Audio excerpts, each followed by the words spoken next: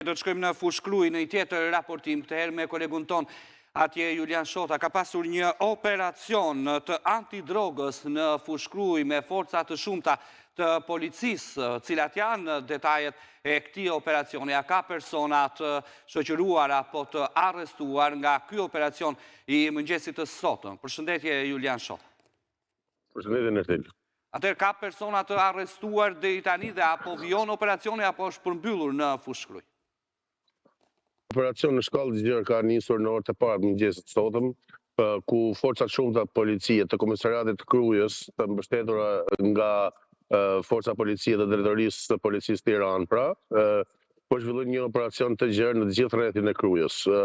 Në fokus të këtij operacioni janë Kruja, Fushkruja, Thumana, Bupqi, Nikla, Malësia e Krujës, pra i gjithë territori i rrethit Krujë.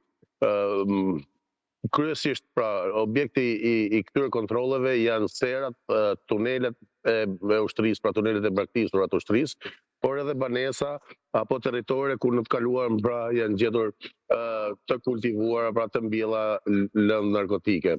Deri në këto momente nuk raportohet për persona të ndaluar, apo për sasi kanabisi apo qoftë dhe fidan të sekuestruar, pasi operacioni është në vijim e sipër dhe në orët e pasdites pritet të përfundojë, por deri në këtë moment nuk kemi dhëna për persona të ndaluar.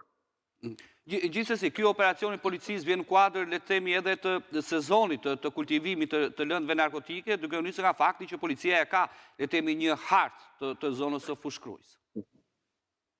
Po, faktikisht rrethi i Krujës, siç dihet tashmë, është një ndër rrethet më problematike për sa i përket kultivimit të kanabisit, pasi në të kaluarën janë regjistruar territore të mëdha të kultivuara me kanabis sativa. Dhe dihet pak a shumë nga ana e policisë janë disa zona të cilat janë në fokus, zonat ku kultivohet gjithnjë kanabis sativa.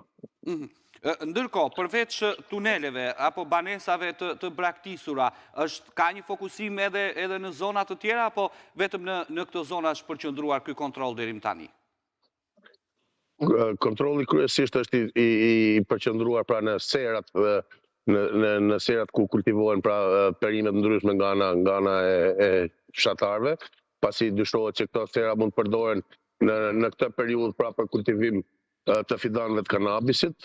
Siç e thash, janë edhe tunelet, banesat e braktisura, magazina, por edhe territore në përmale apo në afërsi të lumenjve, ku janë zonat më të kultivuara me kanabis. Mirë, faleminderit Juli, do t'jemi me ju nëse do të ketë të tjera zhvillime që mbrin nga ky operacion i policisë që siç edhe ju raportuat pritet të përfundojë gjatë orëve të pasdites.